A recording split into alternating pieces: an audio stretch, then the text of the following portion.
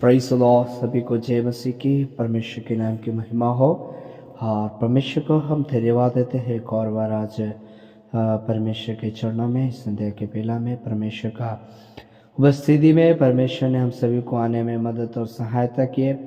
मेरे सभी मसीह भाइयों बहनों, आप सबों को तहे दिल से धन्यवाद और परमेश्वर आशीष दे और आपके जीवन में ढेर सारी आशीष और अनुग्रह और ब्लेसिंग और इस साल परमेश्वर आपको दे। हालेलुया।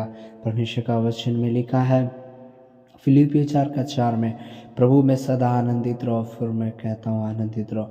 मेरे प्रिय, दुनिया में अगर हम कहीं जाएं, दुनिया में कहीं भी कुछ करें और किसी भी बात के लिए कुछ कहे तो वहाँ हमें आनंद और खुशी और ऐसी बात है, लेकिन वो कुछ समय के लिए है, कुछ सीमा के लिए है, कुछ पल के लिए है, कुछ घड़ी के लिए वो मिट जाता है।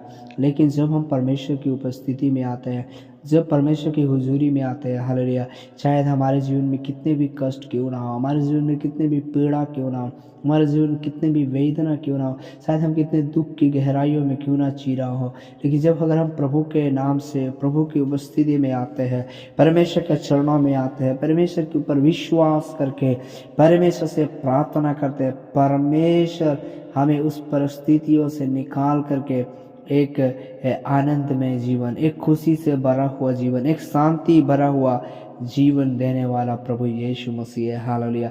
इसलिए आपसे कहने के लिए चाहता, आप निराश मत होइए, आप मायूस मत होइए, आप दुख मत होइए। आप अपने जीवन में ये मत सोचिए मेरा कोई नहीं है, मुझे कोई संभालने वाला नहीं है। आप अपने आप को मायूस मत करिए, अपने आप को अकेला मत समझिए, अपने आप को छोटा मत समझिए, अपने आप को इस दुनिया में नालायक और आवारा मत समझिए, क्योंकि परमेश्वर ने कहा यूहन्ना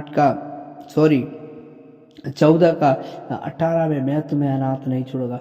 मेरा प्रियो, हमारा प्रभु यीशु मसीह अनाथ और विधवाओं को सुधी लेने वाला क्या है? परमेश्वर है। इसलिए आप क्यों निराश हो रहे हैं? आप क्यों चिंतित हो रहे हैं? आप क्यों घबराए हुए बहन? आप क्यों घबराए हुए भाई? अपने जीवन में क्यों हार को फीलिंग कर रहे हैं भाई? यीशु के पास आओ, यीशु से प्रार्थना करो, यीशु के चरणों में खुद को सौंप दो, परमेश्वर के हाथों में दे दो। वो परमेश्वर है जो आपके जीवन में नई शांति, नई आशीष, नई अनुग्रह से भरने वाला प्रभु है। हम अपने जीवन को कभी भी ऐसे थकित ना समझे, बल्कि पूर्ण रूप से परमेश्वर के हाथ में दे दे कि अगर आप यीशु से प्रार्थना करेंगे, यीशु मसीह पे दुआ करेंगे, यीशु मसीह से विनती करेंगे, तो आज मैं कहता हूँ आप अपने जीवन में आज एक बदलावट को महसूस करेंगे, आप एक शांति को महसूस करेंगे, एक छुटकारा को महसूस करेंगे, एक आशीष को देखेंगे जो अभी तक आपने नहीं देखा। इसलिए मैं कहने के लिए चाहता हूँ, अपने जीवन को पूर्ण रीति से, पूर्ण मन से, पूर्ण हृदय से, पूर्ण विचार से, पूर्ण हालेलुया सोच से, समझ से प्रभु के हाथ में दे दे। आपका कोई भी काम बाधित हुआ होगा, कोई भी आपकी बात में निराशाजनक की बात हुआ, आप मत घबराइए, आप मत ये सोचिए कि मेरा जीवन में क्या होगा। और परमेश्वर कहता है ना कि आकाश और पृथ्वी को मैंने बनाया है। हालेलुया। और जैसा वचन में लिखा है कि आकाश और पृथ्वी भी टल जाएगी, लेकिन मेरे कही हुई बातें नहीं टलेगी। तो आप जरूर एक बात को याद रखिए, एक बात को समझ लीजिए और जान लीजिए कि परमेश्वर जो कहते हैं वो पूरा हो करके रहेगा। तो परमेश्वर इस साल हमसे ये चाहते हैं कि हम निराश ना हो, हम चिंतित ना हो, बल्कि जैसा फिलिपियों 4 में लिखा है, प्रभु में सदा आनंदित रहो। फिर मैं कहता हूँ आनंदित रहो।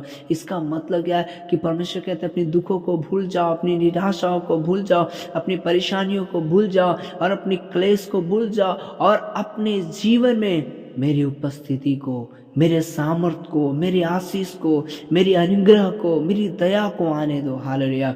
इसलिए हमारे सारे बुरे आदत छोड़कर मेरे भाई, बुरे आदतों को छोड़ करके बहन, हर एक हमारे सुनने वाले मेरे प्रिय भाइयों बहनों, हमारे जीवन में जो भी गलतियां हैं, जो भी कमियां हैं, जो भी गंदे आदत, शायद वो नशे की आदत होगा, शायद झूठ बोलने का आदत होगा और नफरत करने वाला होगा, हम पड़ोसी को देख के जलते होंगे या हम किसी के भाई को, हमारा किसी भाई को देख के जलन आता, लेकिन इन सब बातों को छोड़ दीजिए। किसी ने शायद आपको गाली दिया, किसी ने आपको बेइज्जती किया, किया, किसी ने आपको तुच्छ समझा और उसकी बातों को याद करके आज भी आप नफरत में बैठे, तो इन सब बातों को छोड़ दीजिए।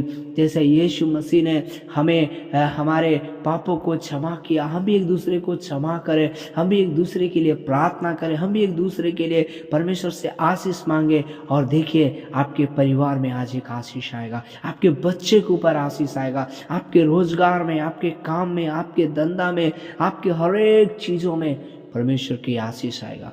इसलिए परमेश्वर पे विश्वास करें, परमेश्वर आपको आशीष देंगे। आमीन। आइए आपके लिए दुआ करते हैं, आंख बंद करिए और कहिए, प्रभु हालेलुया, हम अपने आप को तेरे हाथ में सौंपता हूँ प्रभु। प्रभु से कहिए, प्रभु हमारे जीवन में जो भी रुकावटें बाधाएं दूर कर और हमारे मन में शांति, आनंद, छुटकारा दे, प्रेम दे। हालेलुया। और आपकी भय भक्ति में चलने में मदद कर। परमेश्वर जितने भाई जितने बहन इस संदेश को सुनते हैं, वचन को सुनते हैं, उनके जीवन को, सब लोग को आशीष को, उनके बच्चे, उनके परिवार, उनके फैमिली को ब्लेस कर। आज हम तेरे नाम से आशीष देते हैं। प्रार्थना और सुना, विनती को सुना यीशु मसीह, आपने धन्यवाद, यीशु के नाम से आमीन। God bless you. परमेश्वर आप सबको आशीष दे। परमेश्वर का वायदा है, ये साल आप फलेंगे, फूलेंगे, बढ़ते रहेंगे। आमीन।